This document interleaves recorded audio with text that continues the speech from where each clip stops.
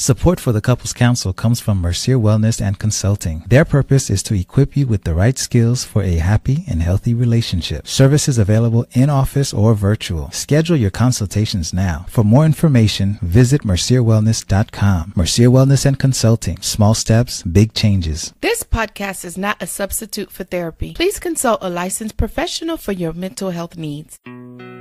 Now on with the show.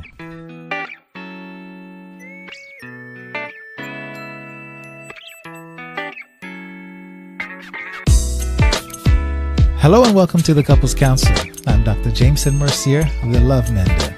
Sitting alongside me is my lovely wife, Herdine Mercier. The wife mentor. That she is. And today, on this episode, we have, again, call me a broken record if you want, but this one is really good. These guys, this couple right here is a couple that in many ways reminds me of Herdine and I. Mm-hmm. I almost felt a bit of a bromance brewing between me and him, but like us and them. Mm-hmm.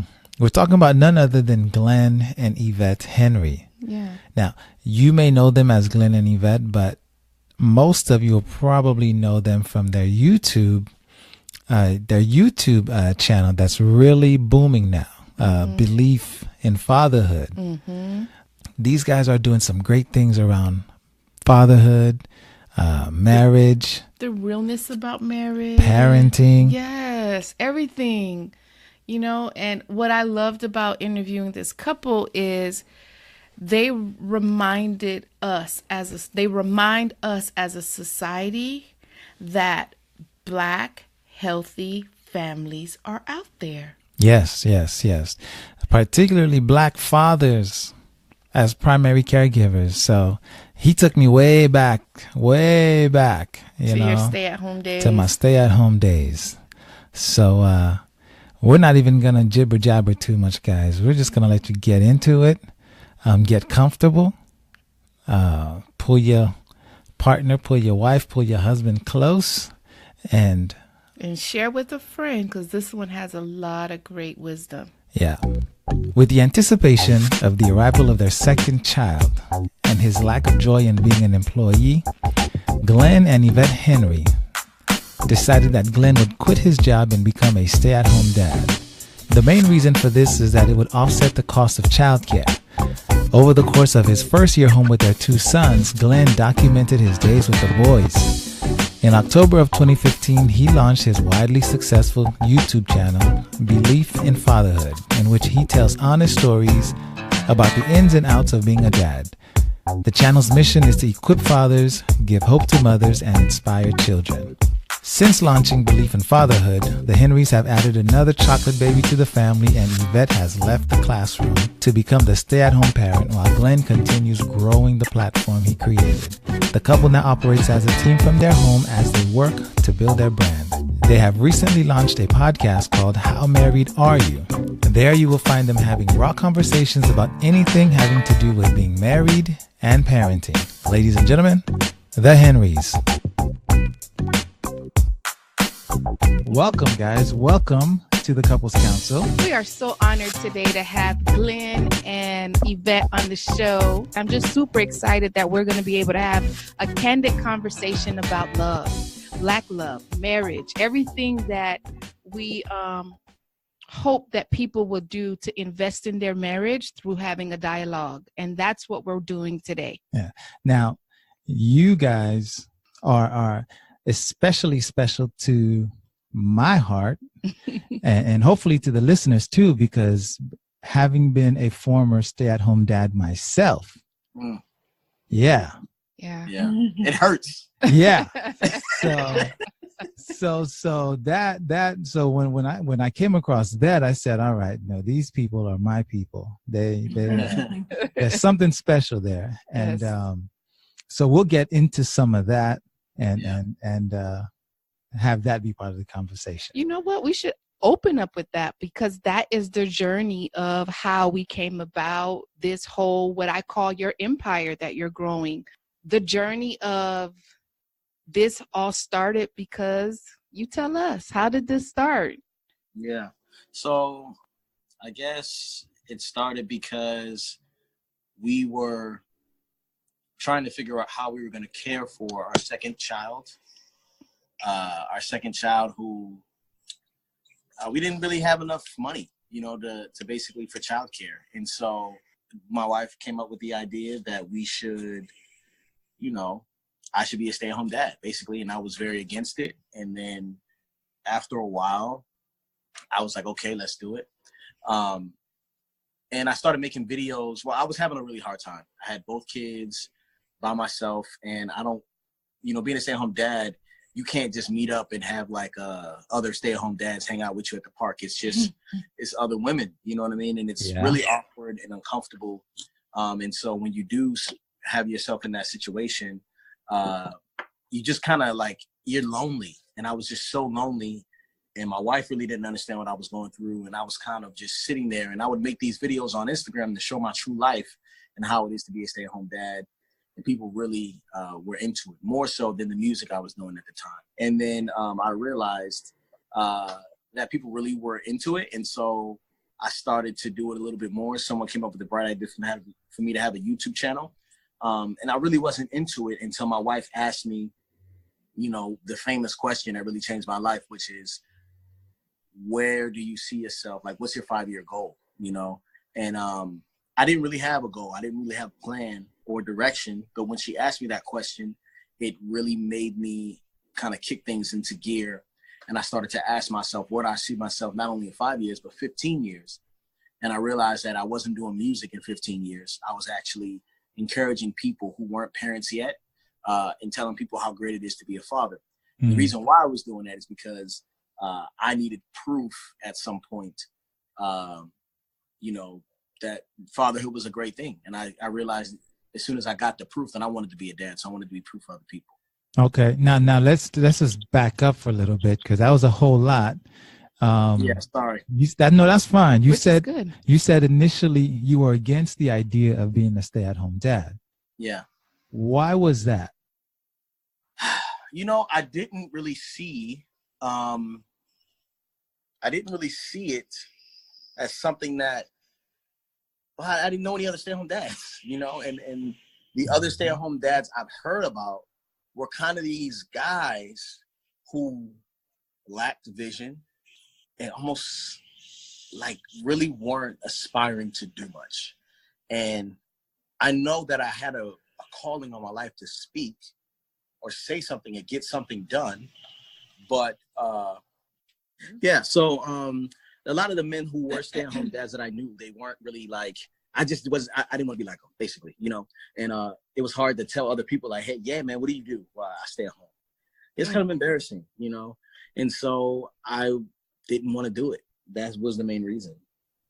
And so you guys had that conversation together, or were you just kind of like against it, and those were your secret reasons? Did you ever hear those reasons, or what? I think those thoughts were in the back of my head too. Like, what does your husband do? Oh, he takes care of the kids. Or like, he's a stay-at-home dad. It's an awkward thing to say because some people don't necessarily get it. But at the time, he was also still making money from music and other stuff. Yeah. So it wasn't like he was just home not making money. But now I'm like, man, this responsibility of being a stay-at-home parent is like, it's greater than any responsibility I've had working as an employee. You know what I mean? Like, it's a lot of work. Yeah, until you do it, you don't know. Yeah, you don't know. And he should have been getting a whole lot more credit from me and from other people. But yeah, I think we just kind of went for it, not really knowing what it would be like, but just knowing that it was something that we wanted to try out for a season. Yeah. And it stopped right at the end of the season. It was done. So how long was that season? Raya Bo. Raya Bo. Like 3 years, 2 years. Oh gosh, what's it that long? Because Rival was born. Almost 3 years. It was almost 3 years. Yeah. And so you carried the load outside of the home for those 3 years, I'm assuming. And so how was it when you're like, oh my God, it's gone on for 3 years? Did you feel any resentment? Did you go, oh my God, why did I come up with this idea of him becoming a stay-at-home dad? What was that process for you as a wife? Okay, I don't know. Okay, so a lot of my friends are stay-at-home moms. And I was literally like one of 2 working moms in our friend group. So there was a lot of times when I'd be like, man, I wish I could go like on play dates with them and do stuff with them and have that time with them and like allow the kids to be in fellowship with their kids as well on a regular basis. But I don't know, like there were times when there was a lot of times when I wish I was home. You were resentful. I think I was resentful. I grew to be resentful. But at the same time, he was doing a really good job. Like he was doing a phenomenal job with the boys. And yet that doesn't prevent us from being resentful though. Yeah, it doesn't. Because it was strange. Like I felt like the boys respected his authority a lot more than they respected mine. And they still do to this day. So that's something that we have to work through. But yeah, I think like in hindsight's 2020, I feel like Glenn being home with our boys was the best thing for our family. You know what I mean? Like, I don't know. I just felt like it was a great opportunity for their father to sow into them in their boyhood.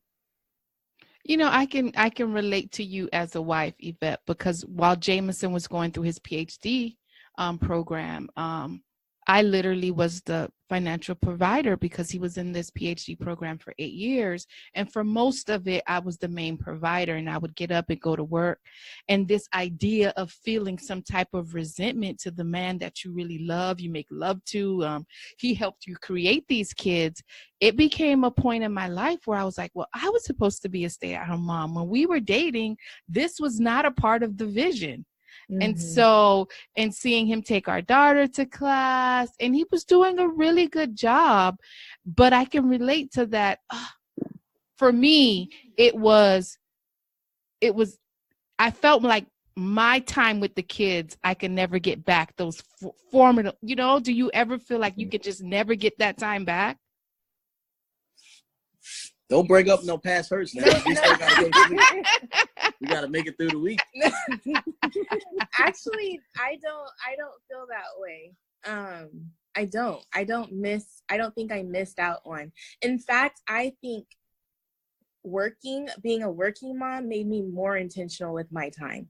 Where I would get off work, come straight home, grab the kids and take them to the beach to watch the sunset. Or I would be like, okay, let's just go to the park, let's get outside. Or, you know what I mean? I feel like I was actually a little bit more intentional with the time I did have with them then, versus now I'm kind of like, I'm with y'all all day. So, I don't know. It's just, I feel like it was a little bit different. I do feel like, though, there was a moment where you were like, yo, I am missing out. Yeah. I am missing this or this or this. Or whatever, and I would be speaking to you in a certain language that you didn't understand. You know what I mean? Like, yo, I need you to not take any more responsibility at work, but you loved your job so much and so ambitious towards school and teaching that you like really was starting to like really dig into that, and it was hurting you and me, and I was just unheard. And I think that's one of the things that I feel like I can relate to with so many mothers who stay at home, because like men are so driven to like, I need to accomplish my dream, my goal or whatever, that it's like, yo, you have a whole person right here who's taking care of your whole family and keeping things afloat, and she needs time off, and you're not hearing her. And so it was interesting being in a season of being like, I know I'm talking. Right. You know what I'm saying? Like, I know I'm saying something, but you're not listening to me. It definitely was a difficult time. Yeah, it was. would say to me, I feel like we're getting your leftovers. And when he started to say that, it started to like, and as drained as I was feeling, I knew they were getting my leftovers because I was putting so much into work and not enough into home. But it was easier to put stuff into work because it's easier to measure like success and whatever at work versus at home. It's like, I don't know if I'm doing a good job or not. Right. You don't find out till 30 years later. I don't find out until I start therapy with y'all. But yeah, I don't know.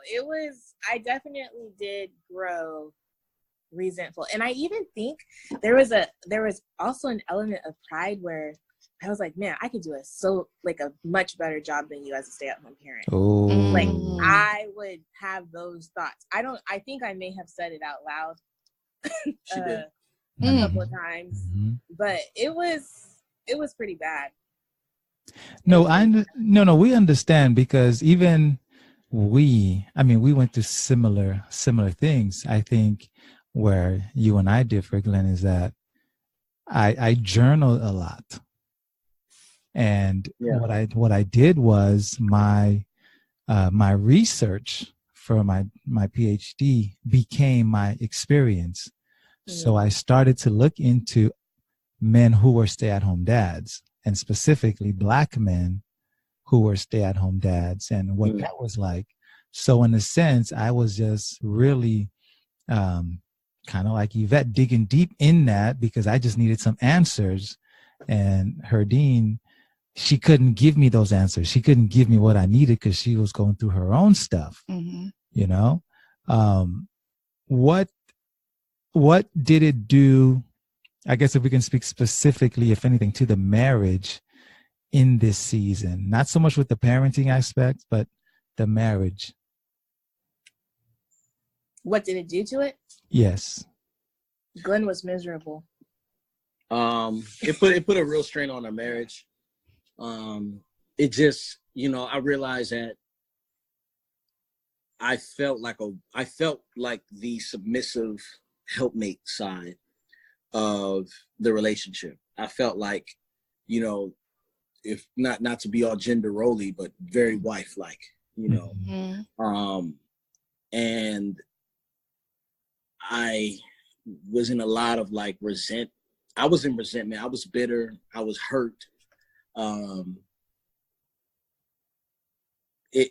like she would say, like, I think I could do a better job, and I just wouldn't care. Like it just was hard. It was so hard.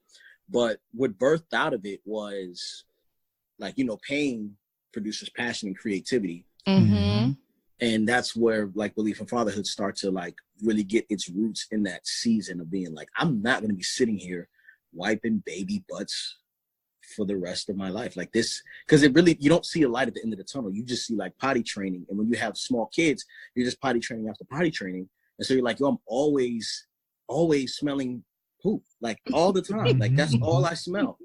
And snot and like sleep. It's rough. And so it put a real strain on our marriage. But it wasn't like I hated her. I just was like, oh, this is going to suck and it's going to be like this forever because we're not getting a divorce. So I'm just this is going to be terrible.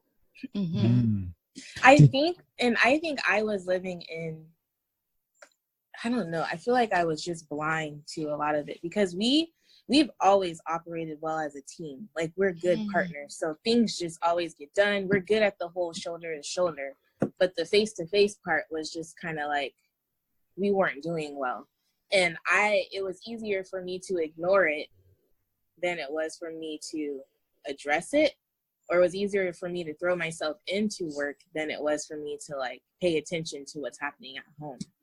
But with that being said, she never said, well, you go get a job. She never like put it on me to make me feel like I was less of a person because I wasn't working a lot. Like, mind you, I was bringing home money, $2,000, $800, $5,000 here and there, leaving, going on tour, coming back, like she never made me feel like less of a man in that way, but I still felt less respect because of her actions, Now, what that did on the flip side was now that she's a stay-at-home mom and I'm here, like I work from home. Technically, I'm a stay-at-home dad, but I'm not the main care provider. I hear her and I see her when she's hurting, when she's annoyed. I see it. I can see it before. Mm-hmm. You know what I mean? So I'm just very like, I understand and I'm waiting for it. Yeah, I feel like we had, like, he experienced that season so that while I'm in this season, I can be well cared for. Because she wouldn't even know how to communicate. Nice. Yeah. Like because I was communicating like analogies on top of analogies and like trying to get her to get it, but she just was not hearing. Like it was like impossible for her to get it. No, you were further down the road. Yeah. Right. It was terrible. But you know, but the beauty of it for me and kind of listening to your story is the connection you all have because of your experience, Glenn, is what's going to keep the romance alive in your love story, because you're getting what she's about to go through. You see it before she sees it, and you're able to rescue her and hear her out as a husband. And I love it. Yeah. Now, assuming Yvette is accepting of that, you know, and totally am. Okay, good. Because, you know, communicate those kinds of things, communicating about those things, it's not always easy, you know. If, you know, when I'd be home with the girls, and I had daughters, when I was home with them and Herdine would come home and she'd say, oh, we're going to do this and that. I say, well, listen, babe, no, we have a routine. This is what we did. And this is what comes next. And then it's like, what you mean? I'm like, well, no, listen. It took me all day. We've been working on this all week, and now I got it. Don't come and mess shit up. You know? And so seeing that, you know, it even when we know what the other person is telling us is good for us, we don't always readily accept it. You know, and parenting has a great way of just highlighting those things. Yeah, that's very true. We had a lot of moments like that as well. And it just feels like and you know, the thing is like, I've come to the conclusion that like either we're going to be on the same team or we're just not going to go further, because I'm not going to fight you. Like, I'm not going to be here arguing with you and trying to win. Look at, man. You know what I'm saying? Like, we're just going to lose. Let's lose together. I'll quit, you know, but I'm not going to be here like trying to fight for something I think we both want and you're fighting against me. It's just not going to happen. Let me tell you something, man. It's all like we must have been reading the same book, because I tell Herdine all the time. I said, whether it's kids or money or whatever, like sweeping, listen, it's either going to be clean or it's going to be messy, but we are not, I repeat, we will not fight about it. Because it's just, in my mind, it's ridiculous. It's unnecessary. Yeah. So the belief about fatherhood, though, you started to talk about that. Tell us a little bit more about that. Like what you said, that's what it birthed out of your situation and being a dad, being home with the boys, and you're motivating dads. But just, I guess, give me more about that. Tell me about it. It's so deep. Because it has so much, it's layers. So the reason why I started, like I already had the reason why I wanted to give people information about parenting, right? You know, my dad wasn't in my home. He lived in California. I'm from Baltimore. I had to fly back and forth during the summers, you know what I mean, to visit him. Him not being in a home, I learned about all types of things from the street, you know what I mean? I know that wasn't the right way. And so I knew that being proof for other people was important. The first thing I wanted to do was like equip fathers. I really wanted to speak to other fathers, right? I wanted other fathers to know how important it is to be present and to try and to stay around. But then I realized as I started making the videos, so many other people attached to it, you know, like mothers or women, you know what I mean? Like potential mothers were like receiving all this hope of like, oh, it could be like this, or it may not have to be as I had it before, you know? So like people were seeing like this, I don't have to be what I had. It can be different for me. Or there are no good Black men out there. That's not true. You know what I'm saying? And then kids started watching, and like the kids are just watching. and they're young. They're not even, they're like 10, 11, 12, 9. Wow. You know what I mean? They're in this age where they're just like, I can't wait to be a dad so I can put diapers on my head and play fight with my kids in the living room. Like, they're looking forward to that.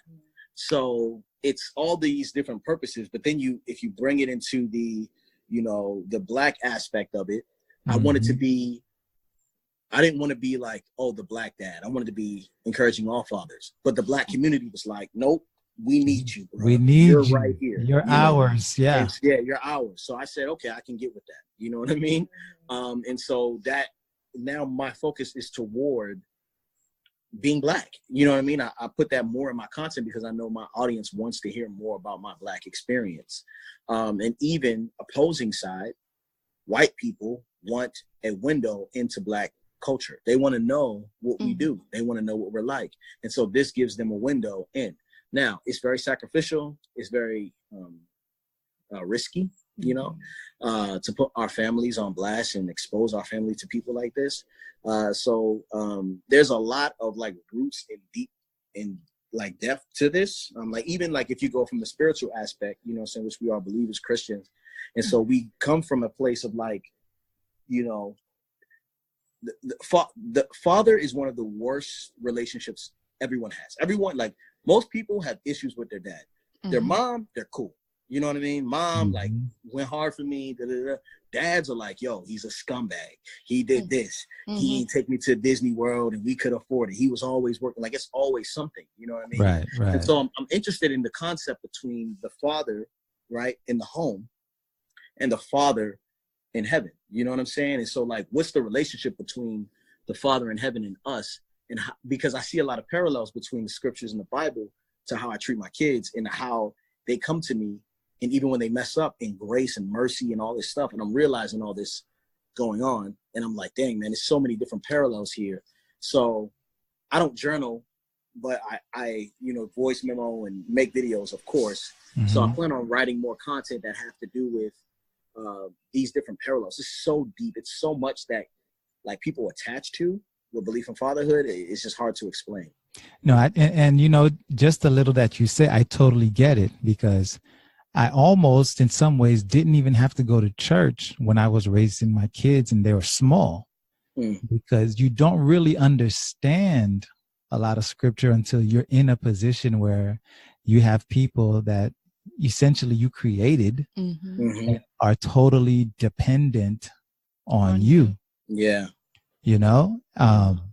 It makes complete sense to me. Now, if you fast forward, right, when you talk about people having issues with their fathers, this is the same reason why people have issues with their heavenly father as well. When you start talking about trust, because you can't trust him if you don't trust your own earthly father. Yeah.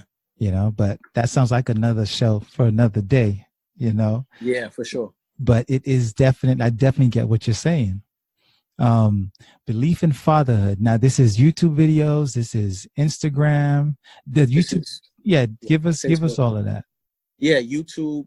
I have a website, beleafandfatherhood.com. YouTube videos that's the main thing I focus on. I love YouTube. I have a great relationship with the people at YouTube. It's just a great platform. They love the people on the platform. They love the creators. Instagram, we're pretty consistent on there. We have, that from Beleaf and Fatherhood, the Facebook, the YouTube, all that stuff. We launched How Married Are You podcast on Anchor, and that has us on Instagram. We have the Chocolate Babies on Instagram, which is kind of like just a space for like our kids to have their own photo album of stuff that they used to do. You know what I mean?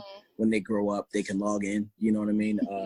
And then there's Frank Puppet, which is the children's aspect of it, which we plan on, we're trying to raise money right now for, launching the channel. So tell us more about that fundraising that you're doing. Yeah. So we have a Kickstarter right now going on for Frank Puppet. Frank is a puppet that he started as a Snapchat filter, and I fell in love with the Snapchat filter and went away. And then I asked my wife if I could spend $2,000 when we didn't have the money to make a puppet, and she was like, sure. Like, I saw what you did with this, like, I trust you. And so I spent $2,000, and I'm still like trying to get the money back. like make the money off of it.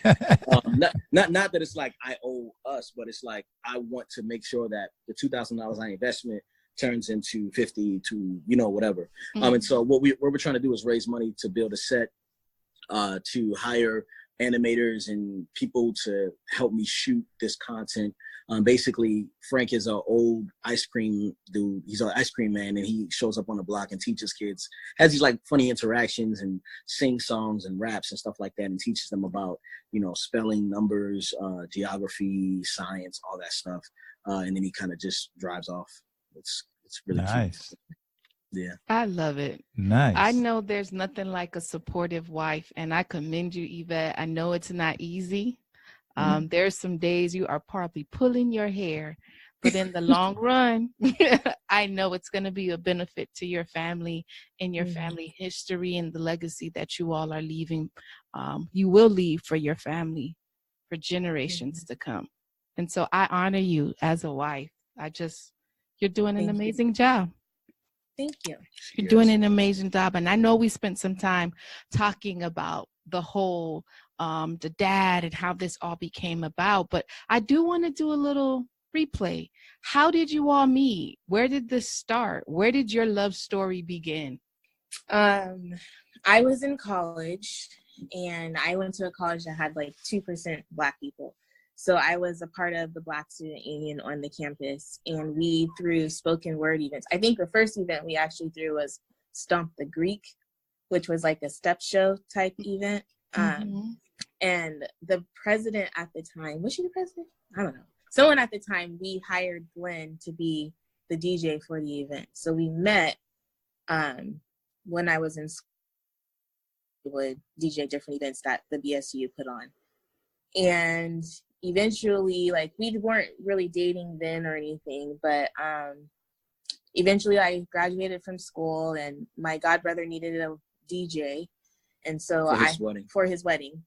And so I knew Glen lived in Oceanside, which is where I was at the time. And I reached out to him and said, hey, are you available to DJ my godbrother's wedding? And then we met up through that, and the rest is history. Yeah, but I was trying to get at her like the first time we met, though.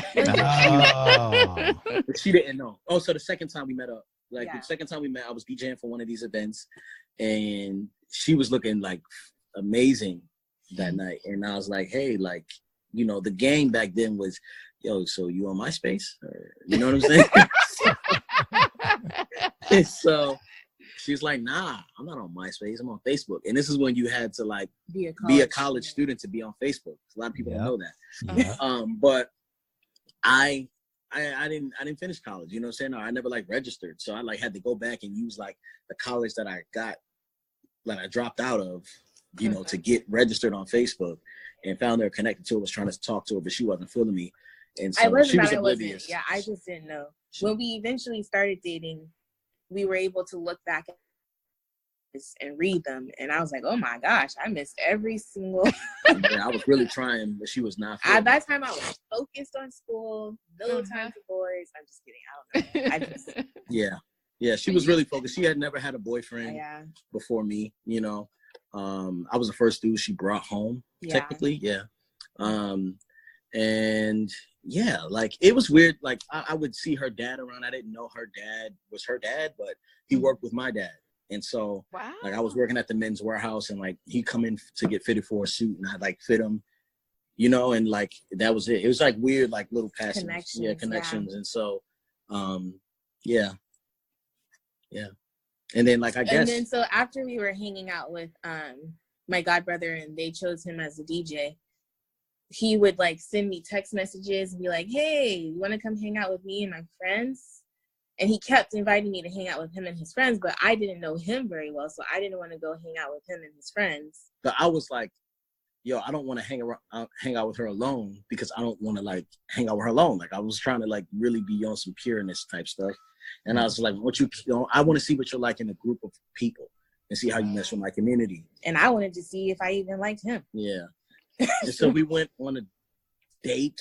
So yeah, we went to Starbucks. Okay. Nice. I was super broke at the time. Like, I'm talking, I was like doing what is it called? AmeriCorps, which is like I was tutoring kids and I was making $500 a month. And so we went to Starbucks and I had $5 on a gift card. And I was like, what do you want? And she said something that was under $5. So I was like, cool. You know what I'm saying? So I paid the gift card and I got a cup of water and we sat and talked. And then we went to the pier and we just took a long walk on the pier in Oceanside. And then, after that, it was just kind of like we just kept hanging around each other. And it was very like, it wasn't like I'm head over heels attracted to you, in love with you. It was very logical. Like, you seem like you would be an awesome spouse and probably a great mom. You know what I mean? Like, it was like, it made sense. It made sense. And that was it.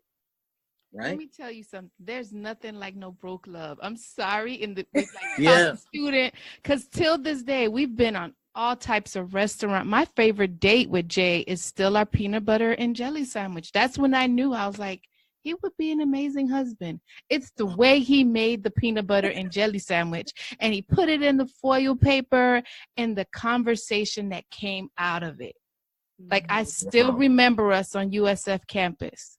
Like, that's where it all started. I mean, because there was no fluff. Yeah. It was like, this is what I am, and this is it. It's take it or leave it.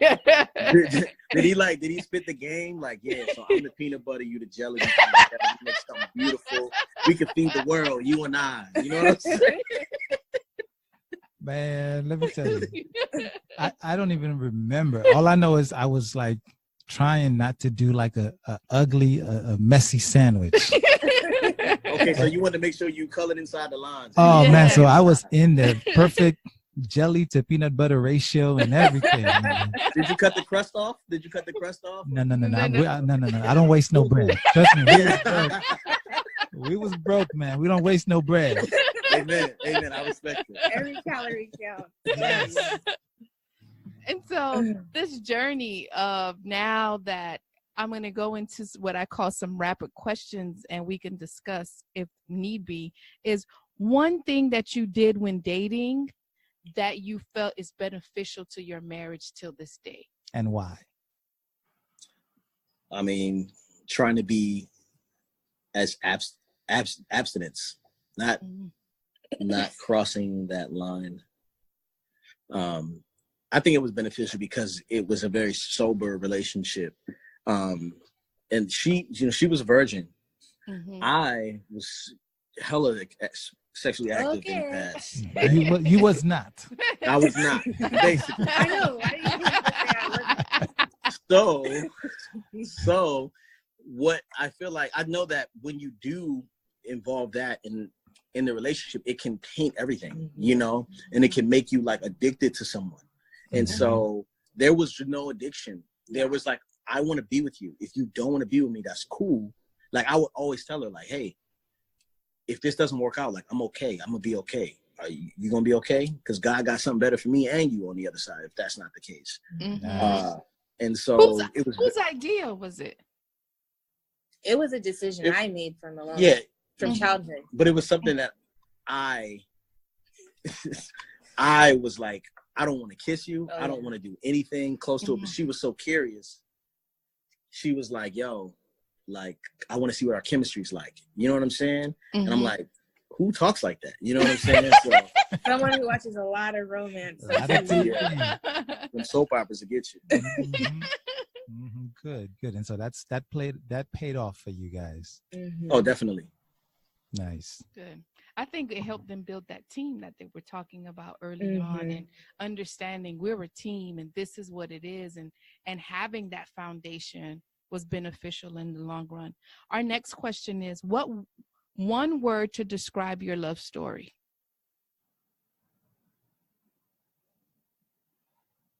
I would say progressive, in the sense that it keeps getting better. Yeah. I think I'm always discovering more about her. I'm always learning more, and I'm always loving more that I learned. We are more together than we've ever been, I would say. Yeah. It's dynamic? No, I would say it's growing. It's blossoming. Okay. Like, progressive. That's probably not the right word. I don't know. I understand what you're saying. Yeah, I don't know if that's the right word, but flourish. Flourish? Growth? No. We don't know the vocabulary. We ain't got the vocabulary.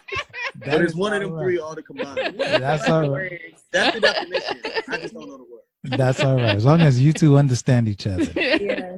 And then our final one is one advice you wish a married couple would have told you.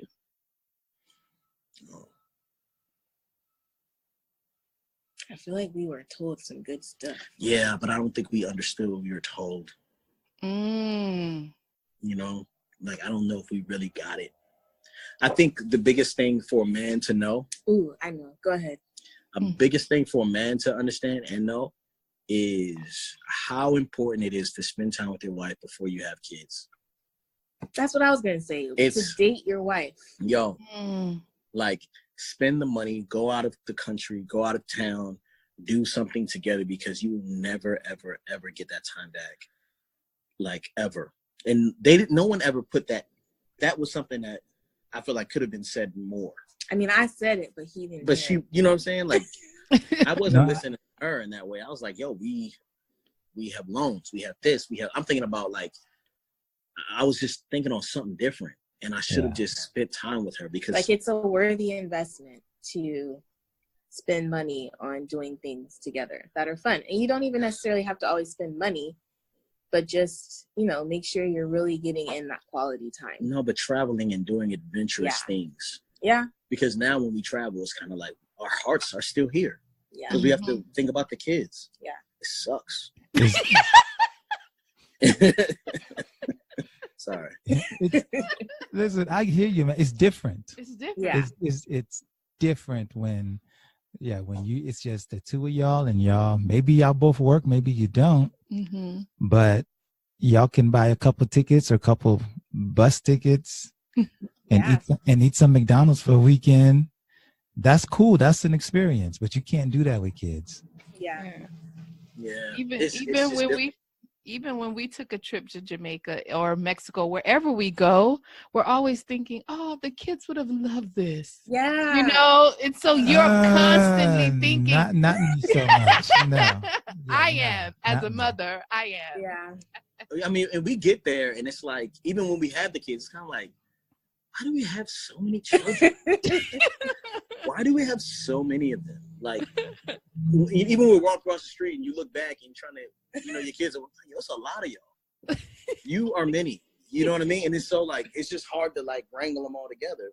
And it's just different. I really wish I would have spent more time going on adventures and exploring, hiking, and just being different. You know, going camping, and it's just so much we could have done that now it's like, not that we can't do it, but it's like we have to do it with different budgets, you know, and different considerations. You have to bring grandma along. We got to bring bottles of water for people to pee inside of the car. You know what I mean? Like, empty bottles. We have our 5 empty bottles. Yeah. Well, we took a road trip. You have boys. Yeah, no, for sure. We took a road trip, a 3-week road trip. Wow. This was 2 years ago almost now. Yeah. And that, you know, the kids, we were 15, and at sometimes we were 18. Right. And so we camped and we went to New Orleans, and we. Oh, when they met. Oh, okay. No, not when they met. This is with kids. You guys were 15 and 18 with kids? No. Wait, what? I'm so confused. No, so a couple of years ago. In the passenger van, grandma came along. My sister came along with her kids. We were 15 people. So 15 to 18 people. And so in the different stops, people were flying in and flying out. Okay. So it was always between 15 or 18 people on this 21-day road trip. Wow. Right. And so with the kids, it's we different. Just have 3 little babies, just like you all. 3. Yeah. It's different, like you say, but I think it took me a while to get there, like to let go of what we didn't get to do when it was just Herdine and I, you know, because somebody wanted to be a mama, like yes, on day 1. 6 months into our marriage. And so once I let go of that, okay, it ain't gonna be us. Now I can kind of appreciate a little bit more, because watching the kids in those experiences, camping and watching them like different museums, or seeing like mountains, or like just different scenery, because we live in South Florida.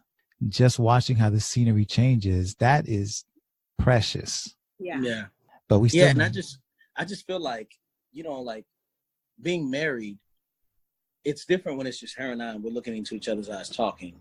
Mm-hmm. And then when you add a baby, one person, you add one child in. Mm-hmm. You know what I mean? It's just a totally different conversation. Mm-hmm. We can't look at each other. We kind of got to do it. Yeah. No, you're right. And with the three of them, it's kind of like we all can't get to know each other intimately. I have a better time. I get to know Theo better when I'm with Theo, and so like you just have more better time one-on-one. Now, when we get back from vacation, I'm like, man, that was such a good time. I want to go again. When I'm there, I'm kind of like, oh my gosh, why are you jumping on the bed at 6 a.m. in the morning? Your sister's sleeping. Like, I don't understand you. But it's just different. And so I don't wish that we had less kids. I wish I would have cherished the time that I had with her alone more. Yeah. Now the trick is to find alone time now, And it always feels sneaky. But you know what? That's fun though. That's fine. That's fine. I got no problem kicking them out the bedroom. Leaving them with a bag of chips and then going out. But you know what? They don't mind, because Jay and I have this where they pick a day. They have one of us to themselves for the whole day. They plan the day. So if they know that season will come around where they have that parent to themselves. And my son will probably pick Dave and Buster's. My daughter, she loves sushi. She'll probably, let's go do a sushi. Let's see a movie. Like, they plan their day for that day for them, just to feel like they're the only child. And that's how old are they? They're Azriel is 10, Tamar is 8, and Jason is 5. 6. It's 6, I'm sorry. And then we're also raising my brother. So he just turned 18, and he still picks his day where he has us all to himself. And I will always recommend that to parents. Yeah. You allow them to plan it, and you're the driver. They tell you what music they want in the car, just so that they can feel that alone time with you and value you, that one-on-one. They'll never forget it. That's really good. And we know they won't ever forget it, because I hear older people talking about their best moments with their mom, and their mom is 60 something, and they're like, yeah, when she would take me alone, Yeah. That's good. Thank you. Yeah, no, it's beautiful in all seasons, So, one last question I do want to ask: fill in the blank. Fill in the blank. We have a fill in that. Marriage is hard work. Marriage is worth it. Okay. Hard work and worth it. And Put those two together. Yeah, and we're gonna have to leave it there, Thank you so much for joining us on the Couples Council, Glen and Yvette Henry. Yes, I just love you guys. This is really, really good. We'll be adding all the social media links in our notes. Yeah, they'll be there, and we're also gonna link up and stay connected with what you guys are doing. You and I are going to talk some more, because I have some projects that I'm working on. Yeah. Like you and I are like unicorns. And so, when one unicorn is special, but when 2 unicorns get together, peanut butter jelly sandwich. Oh man, it's heaven. So that's what I want. Crust and everything. Yeah. We had a great time. Thank you guys so much for having us on. No problem. No, we appreciate it, man. So, Glen, while you were a stay-at-home dad, and Yvette, you were working, what was it like? Were you hearing anything from other people? Were they kind of like saying things, or did you guys kind of keep it just between y'all? Tell us a little bit about that. Everyone knew. What's interesting is a lot of women ask me this question often. who I actually get to physically talk to and be in community with. And no one personally came to me and said, this is ridiculous. Like, your husband should be working and you should be the one at home or whatever. Like, the roles should be reversed. No one said that to me. Like, our friends and family, I think that they understood that we wouldn't make this decision if it wasn't the best decision for our family. And they also saw what an excellent job that Glen was doing. The YouTube community, the people who watch the videos and some of the people who would like to comment on the videos, they, for the most part, I feel like the feedback was positive, but you definitely have the trolls on the internet who like to sit behind their computer screen and make jabs at people. It got to a point, like, even now, Glen's like, Yvette, you should go read the comments and respond to the comments. But early on, I was reading the comments, and it was like, you know, you'd be like, oh my gosh, they're so sweet for saying that. And then you'd be like, oh my gosh, like, who says that about someone? Yeah. And so I just got to a point where I stopped reading the comments, but I feel like I should probably, you know, I don't know. It just, I feel like my mom had an issue. My mom had an issue, you know, and I don't really think it's like a bad thing. She was concerned about how we were going to survive, but her concerns, like my vision, you know what I mean? And her concerns are based out of fear. And so she's trying to solve the problem best way she knows how is, and that's for me to be a plumber, you know what I mean? Or get a, you know, some type of, you know, job like that, right? And not to say there's anything wrong with that, but I'm a creative person and I couldn't do that. The most amount of, I think, pushback we got was when I started the YouTube channel, and I was getting pushback from everybody. Like, no one understood. Like, everyone was kind of like, why would you do that? You know, it was like it was supposed to be discouraging, but I was like, so like, you know, frolicking and, you know, like kind of spelunking through this like dark place, like trying to, like, I know I can get out of here successfully. And my thing was like, I want to be paid to be a dad. Like, that's a hack. Like, that is like finding a back door in the video game and ending up beating the game before anyone else finishes. It's like, I just knew that I could do it. And it took a while for Yvette to get on board. It took a while for everybody to be on board. And now people are like, oh, wow, how did you do that? And it's easy. They're like, oh. Eventually I was able to quit my job because of what he did with YouTube. You know what I mean? Like, and now we're making more money than we were with you working. Yeah. And me doing music. Yeah. And I don't think music would have ever replaced her income. And so, and we're making money but getting out of debt. But what I'm saying is, like, I don't want you to think you're balling over here too much. Oh, we're not balling, but I'm just saying, like, we're, you know, like, I never thought that our lives would look like they look right now. I never imagined that Glen starting a YouTube channel would create circumstances where I could leave my job and come home. You know what I mean? Like, I literally bring in $0 and we are still able to live. You know, I don't know. I just feel like, and pay off debt. So. Yeah, but like, I think, and that's the thing, that people are always going to have something to say. And I think now I'm starting to, like, and I would say, I'm not saying feel myself, but I'm saying, like, I'm starting to feel like if they're not disagreeing with me, I'm not doing something right. Like, I need everyone to be like, what are you thinking about? Like, that's why I was like, yo, the puppet. Yeah, the puppet. I'm the dude in the puppet. Like, I'm a puppeteer. Like, that is crazy. Like, I'm from Baltimore, Maryland, and we don't do stuff like that. No. You know what I'm saying? But I'm a puppeteer.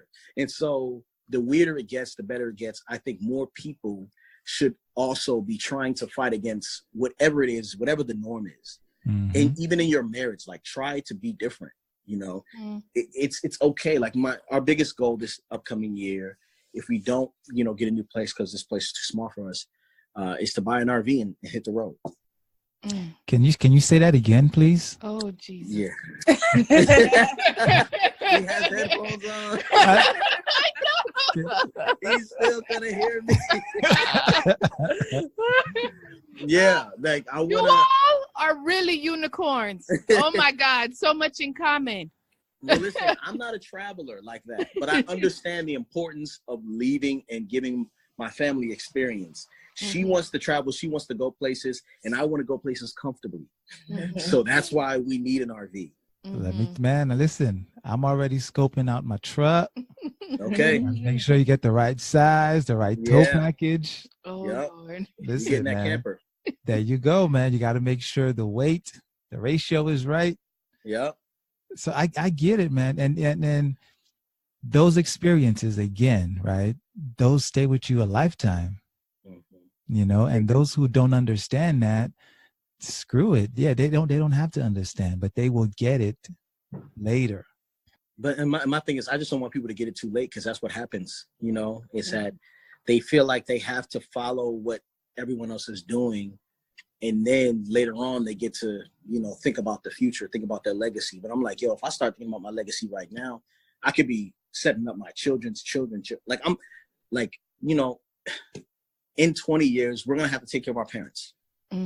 You know what I'm saying? Like, how can I set up life so I can still be taking care of my kids if necessary? You know what I mean? Like, her grandfather bought her a car, you know, when she graduated from college or high school. Well, he made me a deal. He made you a deal, but he bought you a car. Yeah, I kept my end of the deal. Right. And so I would like to do stuff like that. Yeah. Like, I think that is okay, like, for us to want to do. And I'm watching some of my white friends, and their parents are giving them $50,000 down on their first house after being married. I'm like, what the heck is that? Like, I know. So I want to be that person in my family. Yep. Man, like I said, you know what?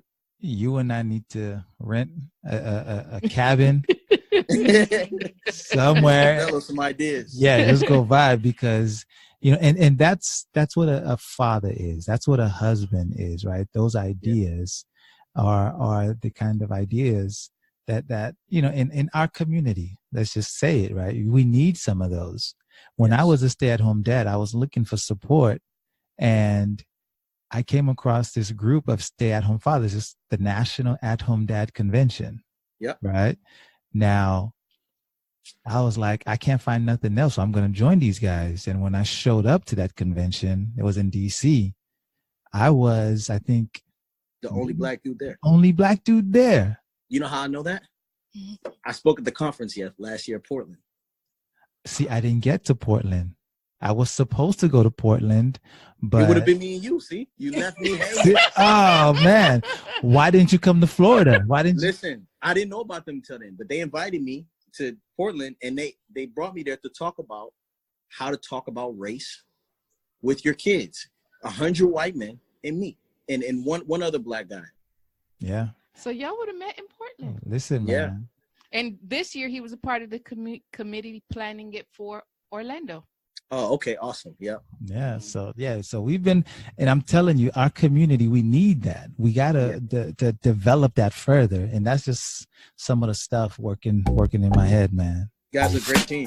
Thank you. Listen, man, you guys have been fun. This is really, really, really fun. I like this. I like the conversation. I really do. Awesome. We do too. We appreciate you guys. Appreciate the work you're doing. Appreciate the model you guys are setting. And we'll be praying for y'all, man. Keeping y'all lifted up. And you are forever a part of the Couples Council's family. Welcome. Amen. Thank you. Well, there you have it, ladies and gentlemen. That was the Henrys. Almost a carbon copy of Herdine and myself. Yeah, one of the things that I took from Yvette was the resentment that she felt. Yeah. I remember experiencing that and thinking, I should be at home with the kids at the time that you were home. And that brought us up stuff in our marriage, but we were able to work through it. Yeah, yep. Because at the time, the benefit was for you to be at home. Well, yeah, like they said, it just didn't make any sense. Both of us going to work and childcare, and again, like I said, carbon copy of our experiences. Of our experience. They also talked about the strain on the marriage. Anytime you add a child, a baby, if you add just one baby, there's going to be a strain on the marriage. When you change things around completely, go down to one income after adding a baby, and then becoming a non-conventional family, that is going to have some strain. That is going to put some pressure on the relationship. That's okay, guys. That is okay. You know, no one says it has to happen a certain way. And I'm glad to see that they were able to sort out those differences and communicate about it. And you know, the other thing that I took away from it, just like from your experience, you created the Dadfident brand. Okay. His experience, he created now this whole platform that is not only going to take care of his family, but his vision is so big that it's going to take care of the generations to come. Come on now. Yeah, that's the whole idea. Come on now. You know, leave something for the grandkids. Yeah, All this right. was really good. Yeah. So, guys, that was Glen and Yvette Henry of Beleaf and Fatherhood. Be sure to connect with them on their social media channel. If you've not already subscribed to that YouTube channel, go ahead and do that. Right? We won't even be mad at you if you stop listening here and went over to their YouTube channel. Okay? But you can do both. Please do. Now, we want to continue hearing from you guys. The downloads are ramping up. Believe it or not, we're being heard now in the Middle East. Yeah, baby. We're now being heard in the Middle East. Thank you guys for sharing. Thank you guys for letting your friends know, taking us with you. Please continue to do that. Connect with us. If you have any questions or any contributions you'd like to make to the podcast, feel free to email us info@Mercier Wellness. Social media is always good at The Wife Mentor. or Dr. Jameson Mercier. We're on Instagram, Twitter, and Facebook. And like we always like to remind you guys, everything is there at mercierwellness.com. Thank you guys. Thank you for listening. And as always, we look forward to having you back for the next episode Of the Couples Council.